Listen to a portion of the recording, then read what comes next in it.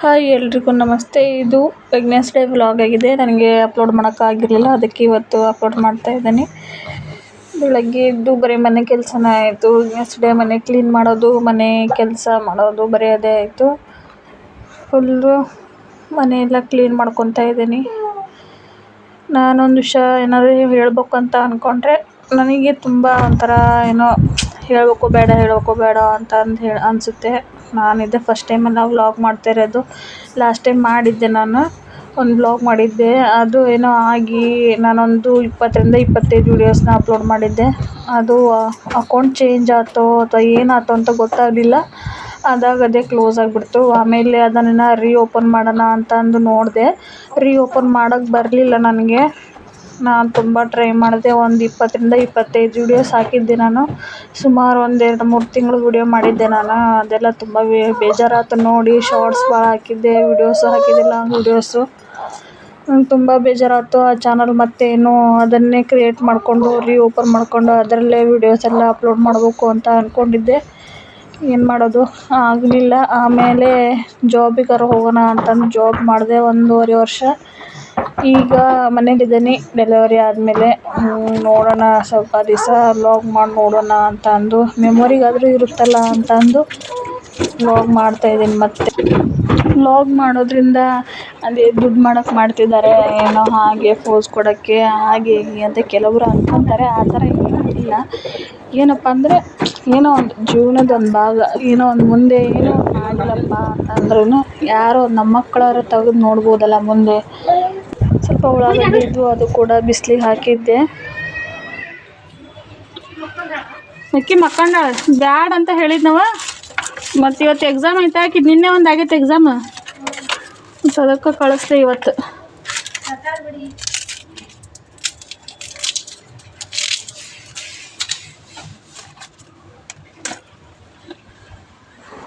ನಾನು ನಮ್ಮ ಮನೆಯವರಿಗೆ ಕೇಳಿದೆ ಮಾಡಲಾ ಬೇಡ ಅಂತಂದು. ಅವ್ರು ಎದಕ್ಕೂ ರಿಸ್ಟ್ರಿಕ್ಷನ್ ಮಾಡಲ್ಲ ನನಗೆ. ಏನು ಬೇಕಾಗುತ್ತೆ ಅದನ್ನು ಮಾಡು ಅಂತ ಹೇಳ್ತಾರೆ. ಅದಕ್ಕೆ ಮಾಡೋಣ ಅಂತ ಅಂದು ಇನ್ನೊಂದು ಸಲ ಟ್ರೈ ಮಾಡ್ತಾಯಿದ್ದೀನಿ. ನಾನಿನ್ನೂ ಬಿಸಿನೀರು ಕುಡಿತಾ ಇದ್ದೀನಿ. ಇವಾಗ 6 ಮಂತ್ ಇನ್ನೂ ಕಂಪ್ಲೀಟ್ ಆಗಿಲ್ಲ. 6 ಮಂತ್ ಲಾಸ್ಟು ಅಶ್ವಿ ಡೆಲಿವರಿ ಆದಾಗ 7 ಮಂತ್ವರೆಗೂ ನಾನು ಬಿಸಿನೀರು ಕುಡಿದಿದ್ದೆ. ಈ ಸಲ ಸ್ವಲ್ಪ ಡಿಫ್ರೆಂಟ್ ಆಗಿದ್ದಾಳೆ ನನ್ನ ಮಗಳು, ಸಣ್ಣ ಮಗಳು. ನೋಡೋಣ 7 ಮಂತ್ ಆಗುತ್ತಾ ಅಥವಾ 1 ಇಯರ್ವರೆಗೂ ಕುಡಿತೀನೋ ನೋಡಬೇಕು. ಅವಳ ಮೇಲೆ ಡಿಪೆಂಡ್. ಅವಳಿಗೆ ಜಾಸ್ತಿ ಕೆಮ್ಮು ಜ್ವರ ಏನೂ ಬರಲಿಲ್ಲಪ್ಪ ಅಂದರೆ ಬಿಡ್ತೀನಿ. ಎಲ್ಲ ಚೆಂದಿಟ್ಟು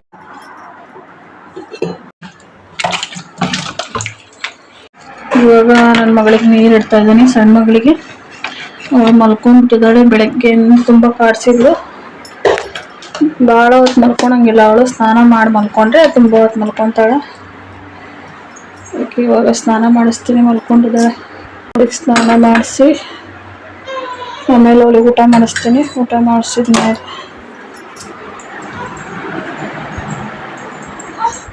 ನೋಡಿ ಎದ್ಬಿಟ್ಲು. ಎದ್ದೇಳಲ್ಲ ಅಂದ್ಕೊಂಡಿದ್ದೆ, ಎದ್ಬಿಟ್ಲು.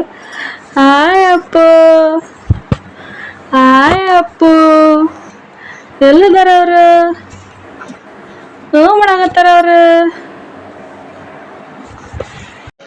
ಏನದ? ಏನು ಮಾಡಾಕತ್ತೀರಿ ನೀವು? ಏನು ಮಾಡಾಕತ್ತೀರಿ ನೀವು? ಈಗಿದ್ರನ ಅರಮ್ಮ ಏನು ಮಾಡಾಕತ್ತಾರ ಅವರು? ಆಟಾಡಕತ್ತೀರಿ ನೀವು? ಇಲ್ಲಿ ನೋಡಿ ಗಾಯ್ಸ್, ಅವ್ರದ್ದು ಕಿವಿ ಗಾಯ ಆಗಿದೆ. ಇದನ್ನು ಚುಚ್ಚಿಸಿ ಆಲ್ಮೋಸ್ಟ್ 1 ಮಂತ್ ಆಗಿ ಬಂತು. ಬಟ್ ಅದು ಗಾಯ ಆಗ್ತಾನೆ ಇದೆ. ಸ್ವಲ್ಪ ದಿನ ಮಾಯುತ್ತೆ ಮತ್ತಿನ್ನು ಈ ಥರ ಆಗುತ್ತೆ. ಇವು ಸ್ವಲ್ಪ ಸ್ಪೆಷಲ್ ಇದ್ದಾಳೆ. ಅಲ್ಲೇ ನಮ್ಮ ಸ್ವಲ್ಪ ಸ್ಪೆಷಲ್ ಇದೆ ನೀನು. ನಮ್ಮ ಅಶ್ವಿತಾಗೆ ಬೇಗ ಹುಷಾರಾಗಿಬಿಟ್ಟಿತ್ತು. ಒಂದು 15 ಡೇಸಲ್ಲಿ ಎಲ್ಲ ಹುಷಾರಾಗಿಬಿಟ್ಟಿತ್ತು ಕಿವಿ ಚುಚ್ಚಿರೋದು. ಇವು ಸ್ವಲ್ಪ ನನ್ನಂಗಿದ್ದಾವೆ. ನಾನು ಕೂಡ ಇವಳಿಗೆ ಚುಚ್ಚಿದಾಗ ನಾನು ಈ ಥರ ಇದು ಚುಚ್ಚಿಸ್ಕೊಂಡ್ಬಂದಿದ್ದೆ. ಇದೆಲ್ಲ ಏನಂತಾರೆ ಇದಕ್ಕೆ, ಮೇಲ್ಗಡೆ ಚುಚ್ಚಿಸ್ತಾರಲ್ಲ ಕಿವಿದು, ಅದು ಚುಚ್ಚಿಸ್ಕೊಂಡ್ಬಂದಿದ್ದೆ. ಅದು ನನಗೂ ಕೂಡ ಇನ್ನೂ ಹುಷಾರಾಗಿಲ್ಲ. ನನಗೂ ಈ ಥರನೇ ಆಗ್ತಾಯಿದೆ. ನೋಡೋಣ ಯಾವಾಗ ಹುಷಾರಾಗುತ್ತೆ ಅಂತ. ಪಾಪುಗೆ ಸ್ವಲ್ಪ ಊಟ ಮಾಡ್ಸೋಕ್ಕೆ ಅಂತ ಅಂದು ಸ್ವಲ್ಪ ಇದು ಊಟಕ್ಕೆ ಮಾಡ್ಕೊತಾ ಇದ್ದೀನಿ. ನಾನು ಇವಾಗ ಅವಳಿಗೆ ಜೀನಿ ಅಂತ ಸ್ಟಾರ್ಟ್ ಮಾಡಿದ್ದೀನಿ. ನಾನು ಒಂದು ವೀಕ್ ಹಿಂದೆ ಅವಳಿಗೆ ಬಾದಾಮಿ ಮತ್ತು ಉತ್ತುತ್ತಿ ಎಲ್ಲನೂ ಕೂಡ ತೇದು ತಿನ್ನಿಸ್ತಾ ಇದ್ದೆ. ಇವಾಗ ಸ್ವಲ್ಪ ಏನಾದ್ರು ತಿನ್ಸೋಣ ಅಂತ ಅಂದು ತಿನ್ನಿಸ್ತಾ ಇದ್ದೀನಿ. ಯಾಕಂದರೆ ನಾನು ಡ್ಯೂಟಿಗೆ ಹೋಗ್ಬೇಕಲ್ಲ, ಡ್ಯೂಟಿಗೆ ಹೋದಾಗೆಲ್ಲ ಅವಳಿಗೆ ಒಂದು 3 ವರ್ಷವರೆಗೂ ಅವಳು ಸ್ವಲ್ಪ ಸುಧಾರಿಸ್ಕೋಬೇಕಲ್ಲ, ಅಲ್ಲಿವರೆಗೂ ಸ್ವಲ್ಪ ಅವಳು ಏನಾದ್ರು ತಿನ್ನೋದು ಕಲ್ತ್ರೆ ಆಕೆಗೆ ಹೆಲ್ಪ್ ಆಗುತ್ತೆ ಅಂತ ಅಂದು ಅಲ್ಲಿವರೆಗೂ ಸುಧಾರಿಸ್ಕೊಂಡಿರುತ್ತಾಳೆ. ಆಮೇಲೆ ಫೀಡಿಂಗಿಗೆ ಬರ್ತೇನಲ್ಲ 3 ವರ್ಷ ಆದಮೇಲೆ ಅಂತ ಅಂದು ಸ್ವಲ್ಪ ಏನಾದ್ರು ತಿನ್ನಲಿ ಅಂತ ಅಂದು ಕಲಿಸ್ತಾ ಇದ್ದೀನಿ. ಡಾಕ್ಟ್ರು ಕೂಡ ಸಜೆಸ್ಟ್ ಮಾಡಿದರು, ತಿನ್ನಿಸ್ರಿ ಏನಾಗಲ್ಲ ಅಂತ ಅಂದು ಅವರಲ್ಲಿ ಸ್ಟಾರ್ಟ್ ಮಾಡಿರಿ ಅಂತ ಹೇಳಿದರು. ಅದಕ್ಕೋಸ್ಕರ ಸ್ಟಾರ್ಟ್ ಮಾಡಿದ್ದೀನಿ. ಕೆಲವೊಬ್ಬರು ಏನು ಮಾಡ್ತಾರೆ ಅಂದರೆ 1 ಇಯರ್ ಆದಮೇಲೆ ಊಟ ಮಾಡ್ಸೋಕ್ಕೆ ಸ್ಟಾರ್ಟ್ ಮಾಡ್ತಾರೆ. ಅದರಿಂದ ಏನಾಗುತ್ತೆ ಅಂದರೆ ಕೆಲವೊಂದು ಮಕ್ಕಳು ಚೆನ್ನಾಗಿ ಊಟ ಮಾಡೋಂಗಿಲ್ಲ, ಯಾಕಂದರೆ ಅವ್ರಿಗೆ ನುಂಗೋಕ್ಕೆ ಬರೋದಿಲ್ಲ. ಅದಕ್ಕೋಸ್ಕರ ಸ್ವಲ್ಪ ಬೇಗ ಏನಾದ್ರು ಸ್ವಲ್ಪ ತಿನ್ಸೋದು ಕಲಿಸಿದ್ರೆ ಅವರು ಕೂಡ ಚೆನ್ನಾಗಿ ಊಟ ಮಾಡ್ತಾರೆ. ಇಲ್ಲಿ ನೋಡಿ ಗೈಸ್, ಮಕ್ಕಂತಾಳೆ ಅಂತಂದು ಸ್ನಾನ ಮಾಡಿಸಿ ಮಲಗಿಸಿದ್ರೆ ಇವಳು ಮಲ್ಕೊಂಡಿಲ್ಲ. ಓಯ್ ಅಪ್ಪು, ಏನು ಮಾಡಕತ್ತೀಮ್ಮ? ಎಷ್ಟೊತ್ತಾದ ನಾನು ತೂಗ್ತಾ ಇದ್ದೀನಿ ಮಲ್ಕೊತಾ ಇಲ್ಲ.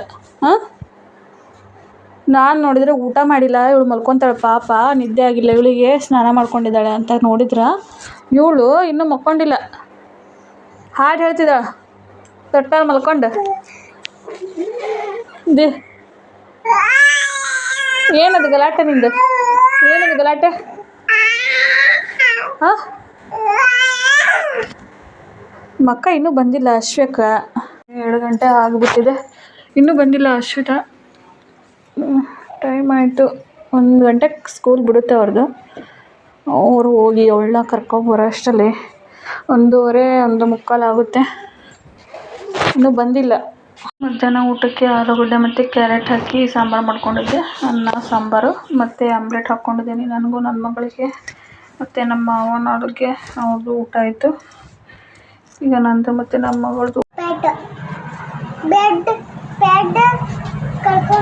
ಪ್ಯಾಡ್ ಕಳ್ಕೊ ಬಂದಿಲ್ಲ ಅಂದೆ. ಯಾವ ಎಕ್ಸಾಮ್ ಮಾಡಿದ್ರೆ?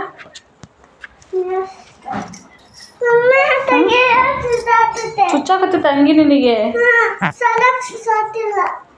ಶಾಲೆಗೆ ಚುಚ್ಚಾಕತ್ತಿರ್ಲಿಲ್ಲ, ಮನೆಗೆ ಬಂದ್ಮೇಲೆ ಚುಚ್ಚಾಕತ್ತತ್ತೆ. ಯಾಕ? ಇದು ನನ್ನ ವೆಡ್ನೆಸ್ಡೇ ವ್ಲಾಗ್ ಆಗಿದೆ. ಇಷ್ಟ ಆದರೆ ಲೈಕ್ ಮಾಡಿ, ಕಮೆಂಟ್ ಮಾಡಿ. ಬಾಯ್ ಬಾಯ್.